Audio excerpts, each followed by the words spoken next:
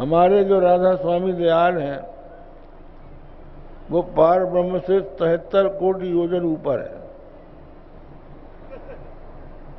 आप लोग नीचे ही रह जाते हो, हम बिल्कुल ऊपर। हमने पूछा किस जरीब से नाचा है तुमने, किस जरीब से नापा है, कैसे नापा कि 73 कोटि योजन ऊपर है। अरे जिसको तुम पार ब्रह्म कहते हो उस पार ब्रह्म का साक्षात्कार तब होता है जब देश काल वस्तु की कल्पना समाप्त हो जाती। देश काल वस्तु ही दृश्य है और परब्रह्म परमात्मा जिसको आत्मा कहते हैं वो दृष्टा है। तो दृष्टा कभी दृश्य नहीं होता है, वो सबका परम प्रकाशक है। और ये संसार देश काल और वस्तु रूप है। अब आप सोचिए, वो कहते हैं कि परब्रह्म परमात्मा आपके भूमध्य में है, तीसरा नेत्र। एक कोई है तीसरा नेत्र दिखाता है, वो इसलिए हम बताना चाहते हैं कि जिससे आप भ्रम से मुक्त हो जाएं। तो वहां आपको प्रकाश दिख गया, वो आपने परम ब्रह्म परमात्मा उसको मान लिया, फिर उसके ऊपर आप चले। तो सवाल ये आता है कि 73 कोटि योजन ऊपर ये छोटे से माथे में कहां से आ जाएगा? आपकी खोपड़ी में इतनी जगह है कि जैसे 73 कोटि योजन आप जा सको? कहना होगा कि ये कल्पना है। कल्पना है माने स्वप्न है। इसको तुम सच माने बैठे हो और जो सचमुच सच है उससे विमुख हो रहे हो। ये जो आपको प्रकाश दिखता है ये जन्मांध को नहीं दिखेगा। जो जन्म से अंधा है उसको कहां प्रकाश दिखेगा? और कान से जो अनहद नाद सुनाई पड़ता है वो जन्म से बहरे को नहीं सुनाई पड़ेगा। तो क्या उनको ब्रह्म का साक्षात्कार नहीं होगा? उनको भी हो सकता है। सच्चे ब्रह्म का साक्षात्कार हो सकता है जब वो ज्योतियों की ज्योति तमसे पर ज्योतिषामं तज्ज्योति तमसः परमुच्यते ज्ञानम ज्ञेयम ज्ञानगम्यम श्री सन्वस्त वृष्टितम, जैसा गीता में भगवान ने कहा है। उसका साक्षात्कार किसी भी बुद्धिमान को हो सकता है। उनके साक्षात्कार के लिए इंद्रियों की आवश्यकता नहीं पड़ती है। इंद्रियां तो बाहर ही रह जाएंगी। वो इंद्रियों को निगृहित करके अंतर्मुख होकर उस परमात्मा का साक्षात्कार करने में समर्थ होता है। और आप कहते हैं हम पार ब्रह्म से ऊपर है, तो वो पार ब्रह्म हमारा पार ब्रह्म नहीं है, वो तुम्हारी कल्पना है। अगर कोई कहे कि हम परमात्मा के बाप हैं तो क्या वो हो जाएगा? अरे तुम अपने बेटे के बाप हो, परमात्मा के कहां से हो जाओगे? तो हमारे कहने का अभिप्राय यह है कि वो जो परमात्मा है सबका साक्षी, विषय कर्ण स्वर जीव समेता, सकल एक सन एक सचेता, सबकर परम प्रकाशक जोई, राम अनाज अवधपति सोई। और उन्होंने बताया कि राम क्या है। बिनु पद चले सुने बिनु काना, कर बिनु कर्म करे विधि नाना, आनंद रहित सकल रस भोगी, बिनु वाणी बक्ता बड़ जोगी, तन बिनु परस नैन बिनु देखा, गई घ्राण बिनु वास असेखा, अस सब भांति अलौकिक करनी, महिमा जासु जाई नहीं वर्णी। जो बिना पैर के चलता है, बिना कान के सुनता है। उपनिषद कहते हैं तदई जति तन नहीं जति तद दूरे तदुअंत के। उपनिषद ईशावास्य उपनिषद में ये बतलाया है कि जहां तक मन जाता है उसके पहले ही भगवान पहुंचे हुए हैं। सब जगह साक्षी विद्यमान। तो वो जो सबका साक्षी है वो अपनी योग माया से राम का रूप धारण किए हैं। पुरुष प्रसिद्ध प्रकाश निधि प्रकट बराबर नाथ, रघुकुल मणि मम स्वामी सोई, कई शिवनाय मात।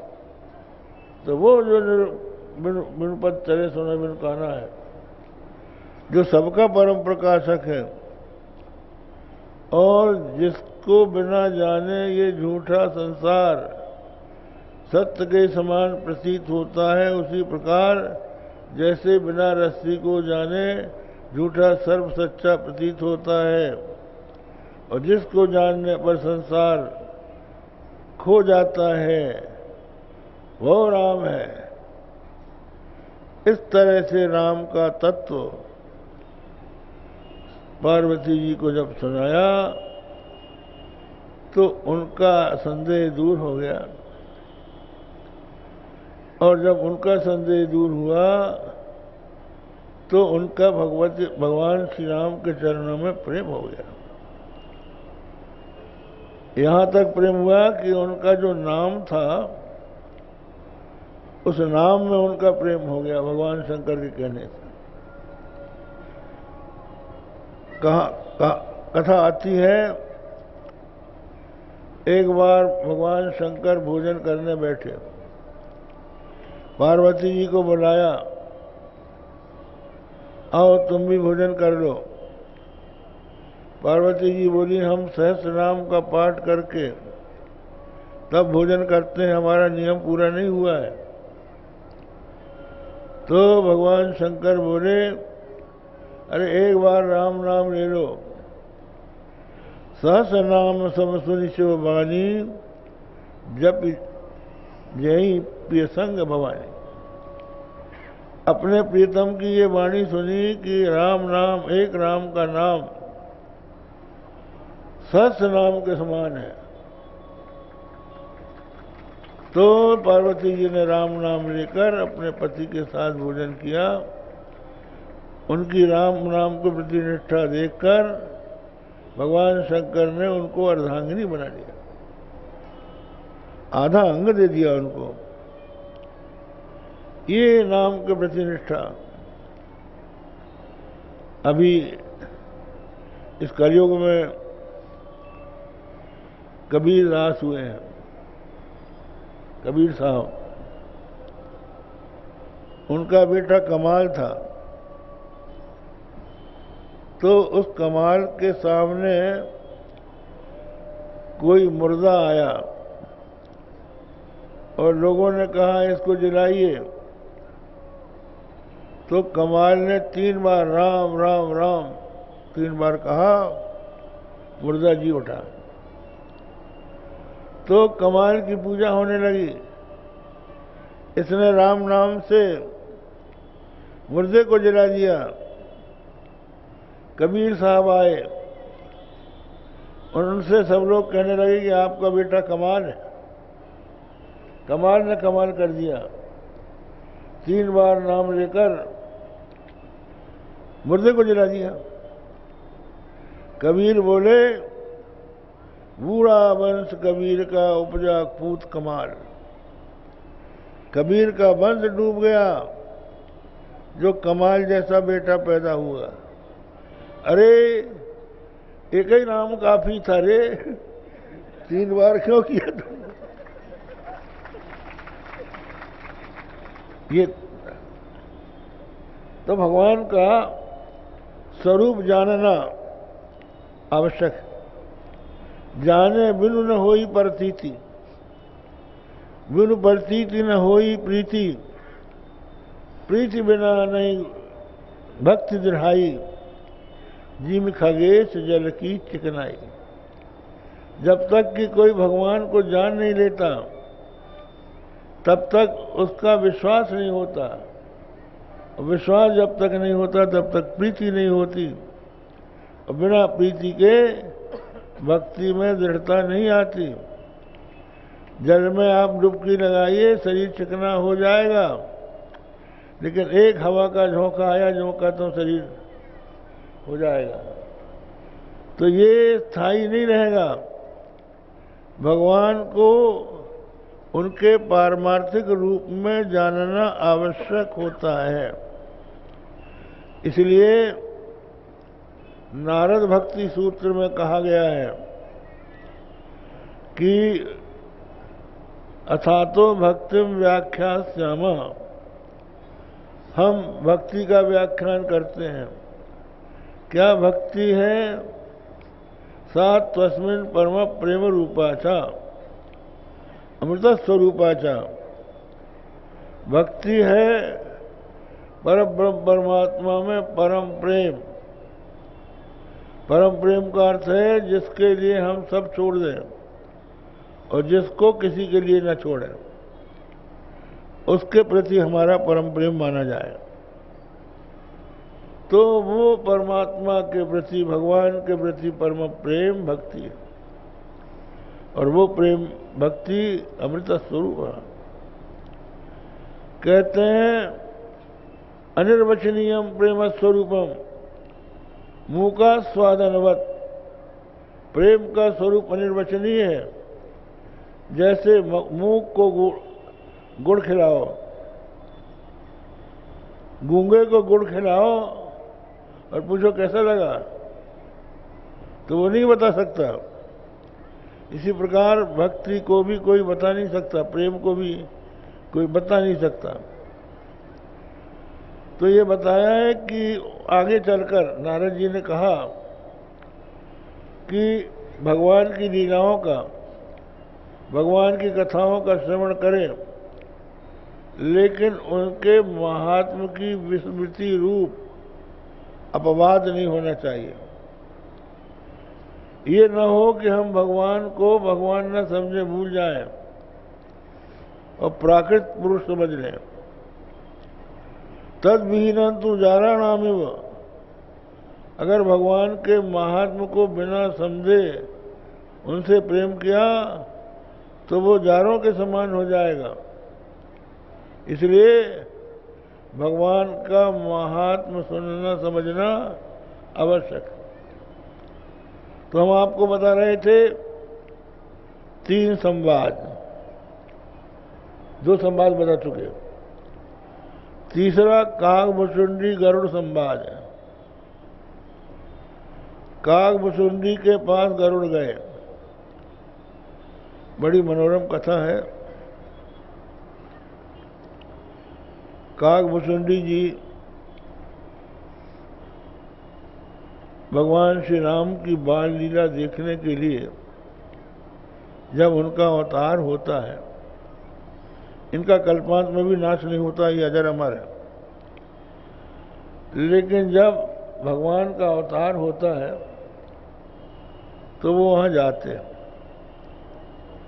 जन्म महोत्सव देखूं जाई और बरस 5 तह राम लुभाई। भगवान का जन्म महोत्सव देखता हूँ और 5 वर्ष तक वहीं रहता हूँ, उनकी लीलाएं देखता हूँ। तो हुआ ये कि भगवान बाल लीला करते हैं। मालपुआ भगवान खा रहे हैं और ये कागभुचुंडी जी प्रसाद के लोभी हैं। कहते हैं लरिकाई जहाँ जहाँ फिरई तहाँ तहाँ संग उड़ाऊं, जूठन परई अजर महा सोई उठाई कर खाऊं। बचपन में भगवान जहाँ जहाँ घूमते हैं वहाँ वहाँ मैं भी घूमता हूँ, और उनका जूठन जब धरती में गिरता है तो उसी को बीन बीन के खाता हूँ। प्रसाद ही मेरा जीवन है। तो भगवान भी ध्यान रखते हैं। एक बार की कथा है, भोजन करत बुलावत राजा, नहीं आवे तज बार समाजा। राजा दशरथ भोजन करते हैं, बोले राम को बुलाओ। राम से बहुत प्रेम है और वो खेल रहे हैं बालकों के साथ। तो बाल समाज को छोड़ के राम आते नहीं है भोजन करने। तो कौशल्या जी को भोजन बुलाने के लिए भेजते हैं दशरथ जी, जाओ राम को लाओ, हम ग्रास भी नहीं खाएंगे उसके बिना। कौशल्या जब बोलने जाई, ठुमुकी ठुमुकी हरी चरही ही पर आई। तो भगवान भागते हैं, कौशल्या उनके पीछे दौड़ती हैं। तो भगवान को कोई दौड़ के पा सकता है? कोई साधन से थोड़ी मिल सकता है, जब तक कि उनकी कृपा ना हो। जब माता कौशल्या थक जाती हैं तो भगवान खड़े हो जाते हैं, वो उठाकर उनको लेके दशरथ जी के गोद में रख देती हैं। कहते हैं धूसर धूल भरे तनु आए, भूपति बिहस गोद बैठाए। अब उनको दशरथ जी दही भात का ग्रास मुंह में डाल रहे हैं और भगवान खा रहे हैं। लेकिन याद आ रही है कागभुचुंडी की, हम तो खा लेंगे, हमारा भक्त भूखा रह जाएगा। तो भगवान के मुंह में जैसे दही भात का ग्रास आया, उस समय दशरथ जी ने अपने लिए जब ग्रास उठाया तो ये किलकारी मार के भागे और आंगन में उन्होंने किलकारी मार के सारा जो भोजन था वो बिखेर दिया। दशरथ जी कागभूषण जी को प्रसाद मिल गया। लरिकाई जहाँ जहाँ फिरई तहाँ तहाँ संग उड़ाऊं, जूठन गरई अजर महा सोई उठाई कर खाऊं। तो एक दिन की लीला है, मालपुआ भगवान राम के हाथ में आ गया। कागभूषण जी सामने थे, बोले ले। तो वो कागभूषण जी आगे बढ़े तो भगवान ने हाथ पीछे कर दिया। कागभूषण जी फिर पीछे हो गए, ले ले, उनको ललचाएं और दे ना। कहते हैं भगवान श्री कृष्ण के अवतार में तो ऐसे ही भगवान माखन रोटी दिखाते थे। तो कागभूषुंडी ने छीन ही दिया। काग के भाग कहा कहिए, हरि हाथ से ले लो माखन रोटी। यहाँ पूरा दिखाते हैं, हाथ खींच लेते हैं। तो बहुत देर तक खेल हुआ। अंत में कागभूषुंडी जी ने चोंच में पूरा दबाया और ले गए। अब इन्होंने रोना शुरू किया, हमारा पूरा ले गया, हमारा पूरा ले गया। फटकारने लगे, रोने लगे। कौशल्या जी आ गई, लाल क्यों रो रहे हो, हमारा पूरा ले गया। दशरथ जी आ गए, क्यों रो रहे हो, हमारा पूरा ले गया। का दूसरा पूरा लाए देते, तुम्हारे यहाँ क्या काम है? बोले हम तो वो ही लेंगे, वो क्यों ले गया। तो इस तरह भगवान मचल रहे थे। इतने में नारद जी आ गए। नारद जी ने देखा ये मचल रहे हैं पूड़ा के लिए, और काकभूषण जी पूड़ा लेके चला गया है। तो उन्होंने जाके गरुड़ को बता दिया कि तुम्हारी जात का एक पक्षी है, उसने भगवान राम का पूड़ा छीन लिया और वो रो रहे हैं। तो गरुड़ आए, कहा अरे ऐसा कैसा हो सकता है, ये कुतर कुतर खा रहे थे एक पेड़ में बैठ के। गरुड़ ने कहा चल पूरा वापस कर। तो काकभूषण जी को वापस करना पड़ा। ले आए, कह लो महाराज अपना पूरा वापस कर। अब हाथ में दिया, कहा अच्छा चल ले तू ले ले। कहा अब हम नहीं खाएंगे। इधर भगवान रूठे थे, अब वो रूठ गया। अब ये मनाने लगे कि अरे भाई तुम, हमारा खेल था, खा लो, हम दूसरा खा लेंगे, कोई चिंता की बात नहीं। बोले नहीं, तुमने हमारा अपमान कराया, गरुड़ से हमको डांट लगवाई, हमारा अपमान हो गया। बोले अब पर क्या करें। बोले उसको हमारा चेला बनाओ तो हम माने। वो जब हमारा चेला बनेगा तभी हमको शांति मिल सकती है। तो भगवान ने कहा ठीक है, निश्चित रूप से गरुड़ तुम्हारा चेला बनेगा। तो यही कथा हुई। भगवान राम युद्ध में मेघनाद से युद्ध में रथ थे। उसी समय मेघनाद ने भगवान राम को मूर्छित कर दिया और नाग पास में बांध दिया। और जितने भी भगवान के पार्षद थे सबको उसने बाण चला के मूर्छित कर दिया। कितना पराक्रम दिखाया। जामवान जो थे, अब वो भगवान श्री राम को उठाकर रावण के पास ले जाना चाहता था कि हमने आपके शत्रु को बांध लिया और हम ले जा रहे हैं।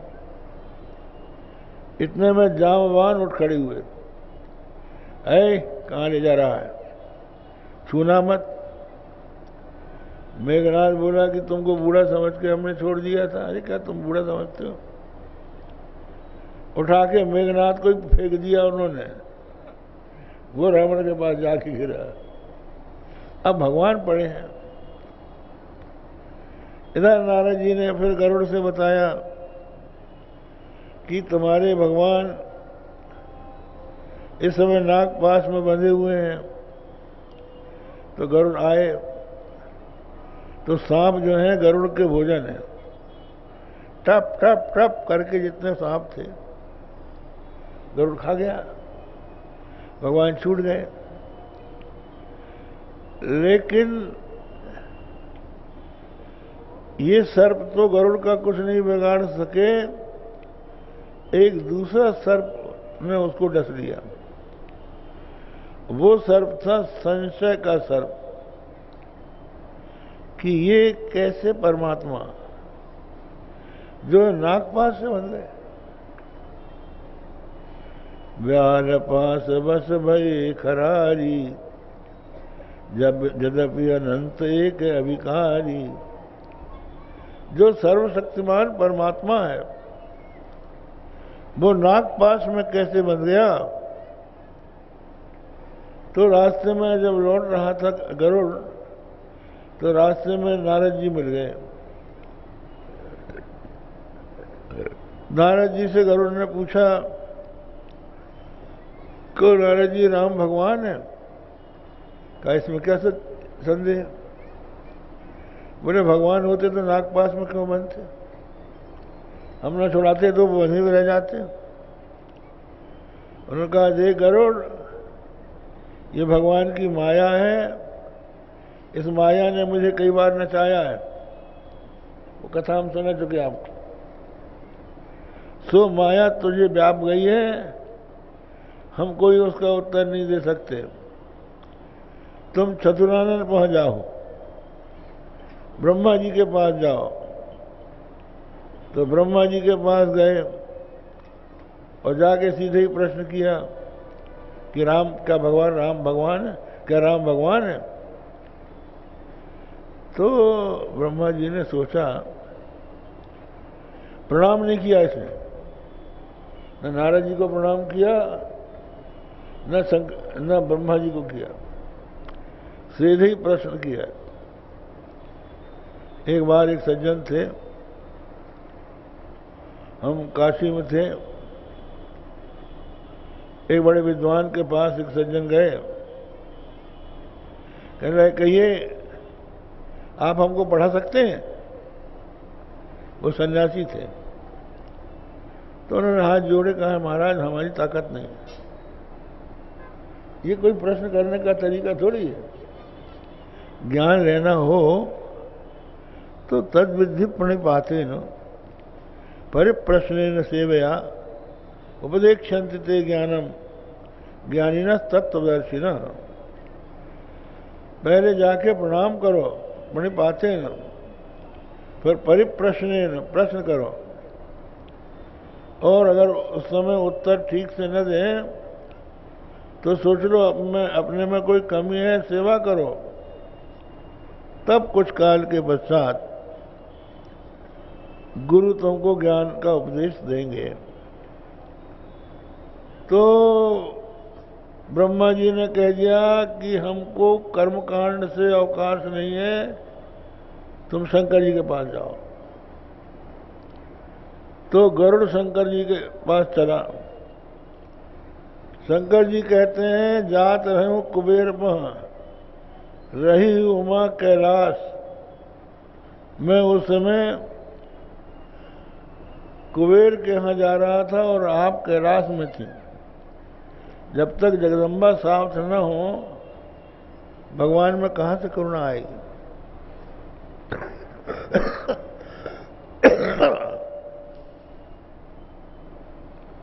भगवान शंकराचार्य ने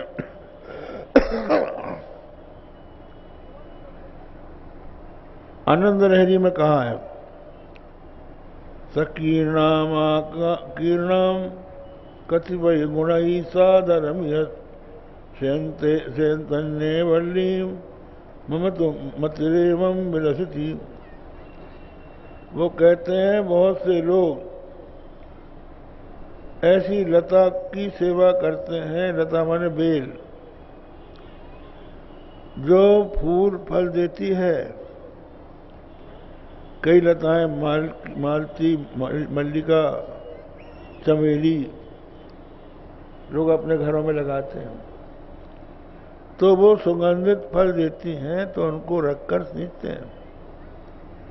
और कोई ऐसी हैं जो अंगूर उत्पन्न करती हैं, उनकी भी सेवा करते हैं। तो सपर्णा माखी नाम, सपर्णा माने पर्ण वाली, पर्ण माने पत्ता, पत्ता वाली लताओं की आदर पूर्वक बहुत से लोग सेवा करते हैं, कुछ गुणों के कारण आदर युक्त होकर। हमारी मति में तो ये आता है अपरणिका सेव्या जगत सकले यत परिवृता पुराणोपस्थाणु फलति कैवल्य पदवी। मेरी बुद्धि में तो ये आता है कि सपर्णा छोड़ के अपर्णा की सेवा करो। अपर्णा कौन? पार्वती। कहते हैं, बेल पात मही परु सुखाई, एक सहस्र संवत सोई खाई। जो बेल का पत्ता सूख के अपने आप डाल से गिर गया, 1000 वर्ष तक उसी पत्ते को खाकर तपस्या की। पूरी परिहरु सुखानु परना, उमा नाम तो भयु अपर्णा। फिर वो सूखा पत्ता भी छोड़ दिया, तो उनका नाम अपर्णा हो गया। तो भगवती पार्वती का नाम अपर्णा है। कहते हैं ये अपर्णा एक ठूंठ से लिपटी हुई है। लोग लता लगाते हैं ना तो एक खंभा गड़ा देते हैं, तो वो उसको लपेट के ऊपर जाती है। बोले वो जो ठूंठ है, पुराना और सूखा ठूंठ, अगर लता में उससे लता लिपटी हो तो वो क्या हो सकता है उससे। लेकिन इसका ऐसा प्रभाव है अपर्णा लता का कि पुराण और स्थाणु जो शंकर हैं वो कैवल्य फल फलते हैं। शंकर में क्या है, इनके शरीर में अंगराग के लिए कोई दिव्य वस्तु नहीं है, चिता की भस्म है। भोजन जहर का है, गरल मसलम। कपड़े नहीं है शरीर में, दिगंबर रहते हैं। भोजन का पात्र जो है कपाल है, और आसपास जिनके सेवक भूत हैं, ऐसे भगवान शंकर जगदीश कहलाते हैं। इसका कारण यह है कि आपके पाणी ग्रहण का ये फल है। आप जब उनकी पत्नी बन गई तो वो जगदीश हो गए। तो पार्वती जी पास में नहीं थी और रास्ते में शंकर जी मिल गए, वहां जाके प्रणाम किया इन्होंने और उनसे भी यही प्रश्न किया कि राम कौन है, कौन राम है। तो भगवान ने कहा ऐसा है कि जब कछु काल करी है सत्संगा, बिन प्रयास हुई ब्रह्मभंगा, मिलो गरुड़ मार्ग मोही, कवन भांति समझाऊं तो ही। जब कुछ काल तक सत्संग करो तो अपने आप तुम्हारे मोह का नाश हो जाएगा। तुम रास्ते में हमको मिले हो, कैसे हम समझा दें। तुम यहाँ से उत्तर दिशा में एक नीलगिरी पर्वत है, तहाँ काग वसुंडी सुशीला, वहाँ एक सुंदर शील वाला काग वसुंडी रहता है। उसके आश्रम में जाके उससे सुनो तो तुम्हारा मोह दूर होगा। ऐसा कहकर गरुड़ जी को कागभूषुंडी के यहाँ भगवान शंकर ने भेजा। पार्वती जी ने पूछा आपने क्यों नहीं बता दिया, आप भी तो बता सकते थे। तो बोले खग जाने खग ही की भाषा, ताते उमा गुप्त कर रखा। पक्षी की भाषा पक्षी समझता है, हमने गुप्त रखा। और कीने हो कबहू अभिमाना, ये याद दिला दिया। कभी इसने अभिमान किया होगा, उसको भगवान खोना चाहते हैं, इसलिए कागभूषुंडी के पास भेजा। कागभूषुंडी से नीचा कोई पक्षी नहीं और गरुड़ से ऊंचा कोई पक्षी नहीं। लेकिन आज गरुड़ उनके समीप जाता है, उनके आश्रम में पहुंचते ही गरुड़ का मोह दूर हो जाता है। ये तीसरा संवाद है, तीसरा घाट है। और चौथा गोस्वामी जी और जनता का है, दीन भक्तों का है। ऐसे 4 संवाद हैं जिनमें भगवान के महात्म की चर्चा है। उनके स्वरूप को इसलिए बतलाया गया है कि वही सब प्राणियों के ध्येय ज्ञेय परमाराध्य हैं और उनके चरणों में स्नेह करना ही प्राणी का सच्चा स्वार्थ है। ये बताया मानस में गोस्वामी जी ने कि स्वार्थ साच जीव कहाँ एहा, मन क्रम वचन राम पद नेहा। स्वार्थ साच जीव कहाँ एहा, जीव का ये सच्चा स्वार्थ है कि मन वचन से राम के चरणों में प्रेम करे। तो बस आज यहीं पर विराम करते हैं। श्री राम जय राम जय जय राम।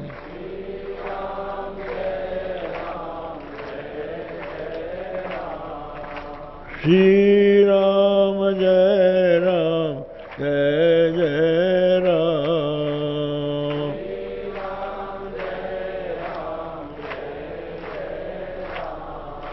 प्यारे जरा तो मन में विचारो,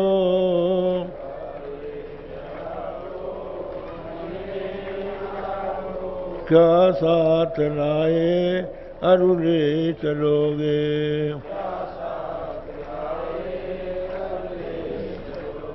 जाता सदा साथ यही पुकारो,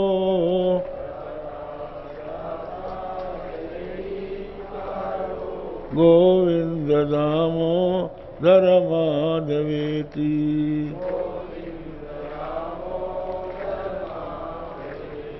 गोविंद दामोदर माधवेति।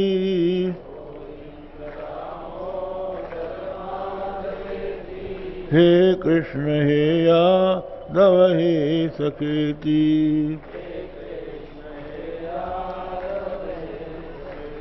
श्री कृष्ण गोविंद हरे मुरारे।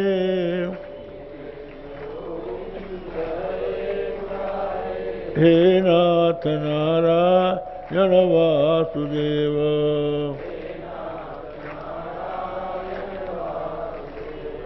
श्री कृष्ण गोविंद हरे मुरारे।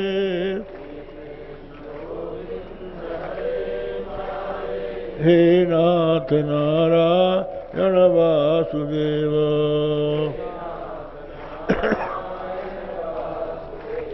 धर्म की अधर्म का प्राणियों में विश्व का गोमाता की गोहत्या।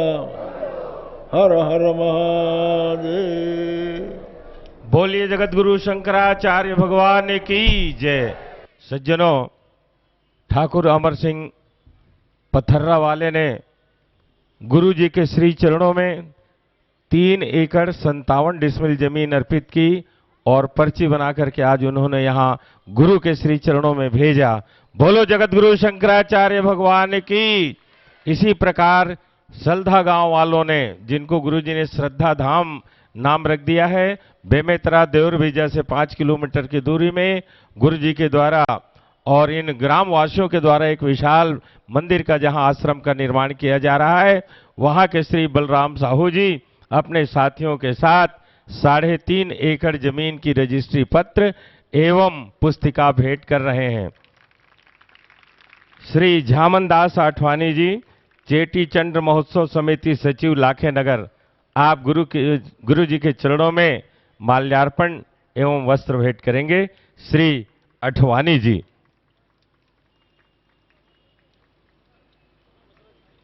जी